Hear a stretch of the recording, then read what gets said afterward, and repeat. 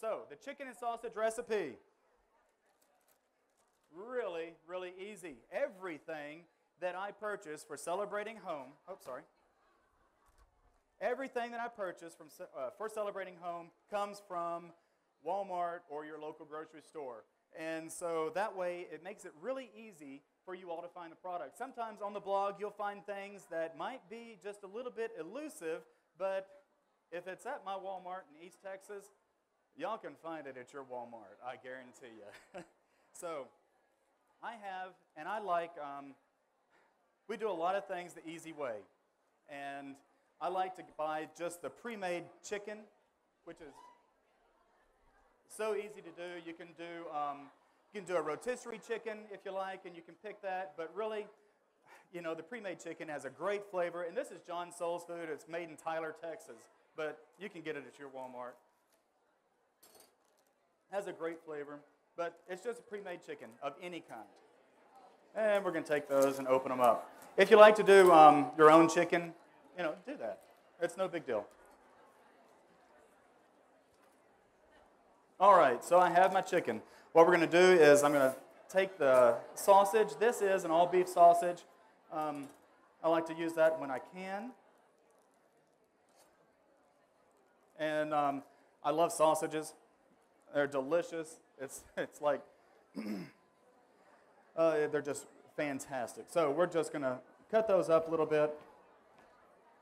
Haven't cut on this table yet. It's a little bit wobbly, so I'll get my, my wobbly knife in here. All right. All right, we've got our sausage cut up, and what I'm going to do with that is I'm going to set that to the side. Find a bowl.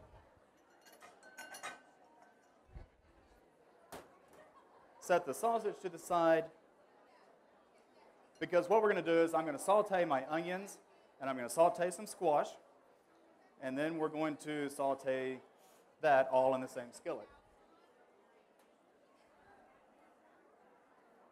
All right, we've got this nice and warm now. Got our skillet. I'm going to put a little bit of olive oil. I like olive oil. You can use whatever oil you like. You know, it doesn't have to be specific. Peggy Sue uses a lot of coconut oil at the house, but for general purposes, olive oil is fine.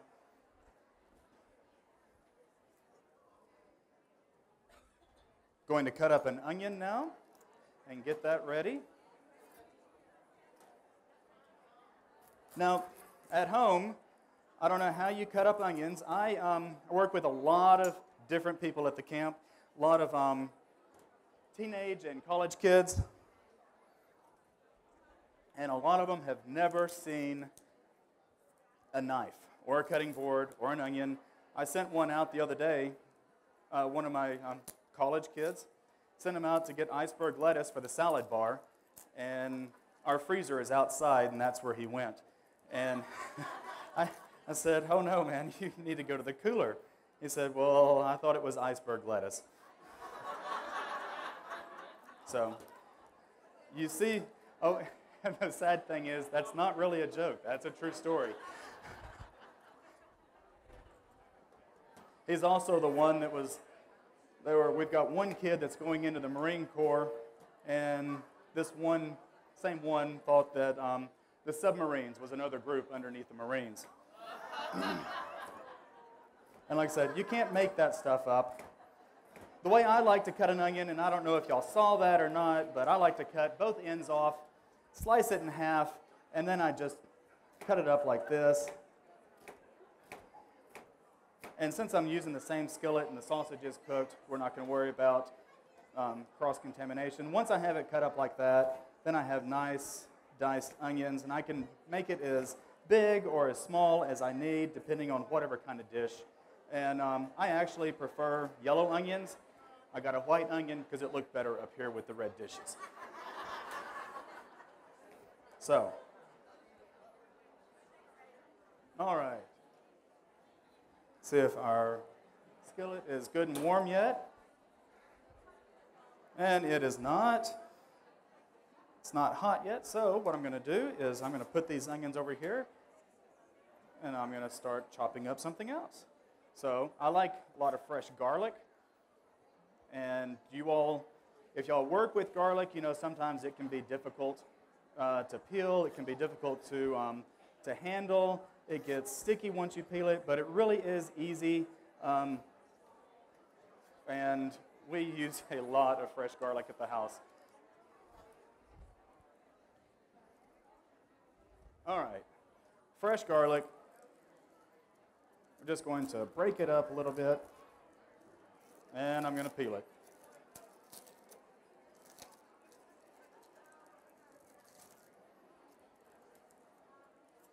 We're really not going to need a lot because it is, when you're using fresh garlic, it gets hot, spicy hot. So big difference between powdered garlic and fresh garlic. So, but I do like the fresh garlic flavor. That is something that is hard to duplicate in the test kitchen. I like to cut just that little end off right there. And then once that's done, just give it a press, and all of your garlic just comes right out of there. It's so very easy. Of course, it's not wanting to cooperate right now since the camera's on, but normally it does. And of course, y'all do this at home just like this, right? I figure everybody does. If you cook, you do this at home. See, that one came out just perfect. All right, once that's done, I like to, of course, garlic is one of those things that the flavor really comes out when you smash it.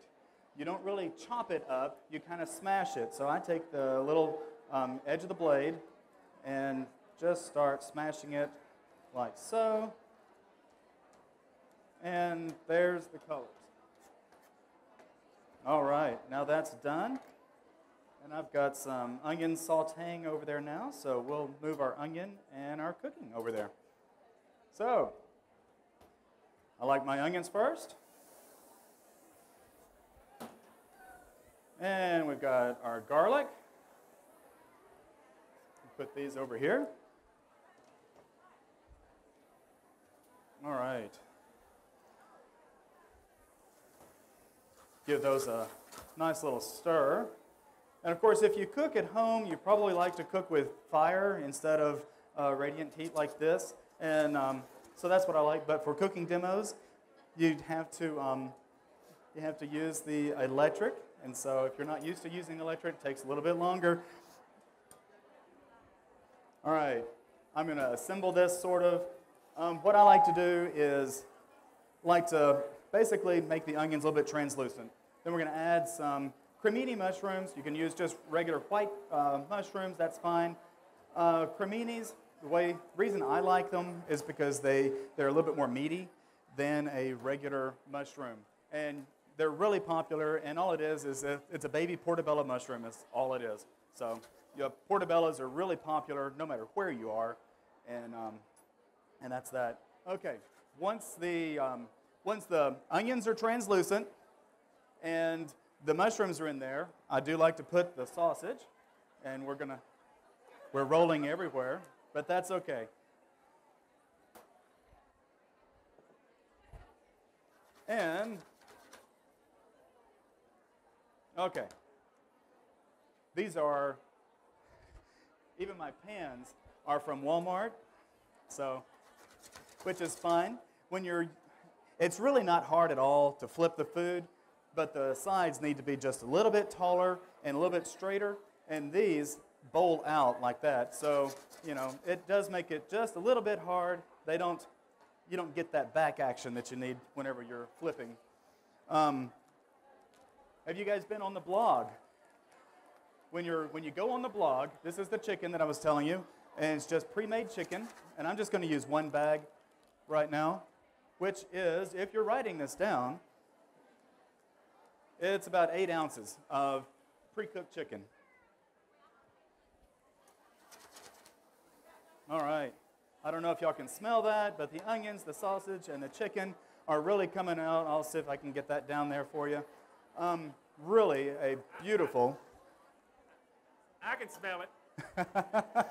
Woo! All right. Can you smell that? Really? Come on now. Whoa. There you go. Yeah, incredible. All right. Now, I'm just going to stay here in case he's going to serve it. there we go. Now what we're going to do is I'm going to add our mix. And what we're going to do is we've got our Peppy Pie mix.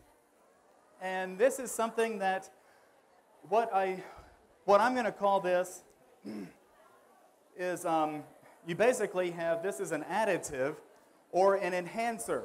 So it's going to enhance the flavors that you already have. That's not the official name, but I want you to think of it that way. So all of our mixes, instead of just being what the package says, I want to challenge everyone to think outside of the packaging and outside of what's on the label. It can do so much more than just what's there. So we've got that going. It is starting to smell good. Yeah. Okay, and now the Peppy Pie mix, and you guys, y'all can go online and find out what's on this, but it's mainly dehydrated tomatoes, garlic, and a little bit more garlic. And it also has some Parmesan cheese in it, but it makes a great dip, and I'm going to add 3 tablespoons of the Peppy, and the garlic and the tomato come through. Now, whenever I'm searching for the product to go in these, go in the mixes, what I'm looking for is good, wholesome product. You're going to find that there's not going to be a lot of preservatives and not a lot of free flow agents, not a lot of just foreign products in our stuff. The main thing is going to be your tomatoes and your garlic. It's the main flavor. See, I want to be able to do that. Don't y'all want to be able to do that? I have to get a spoon, and they toss it up in the air and carry on.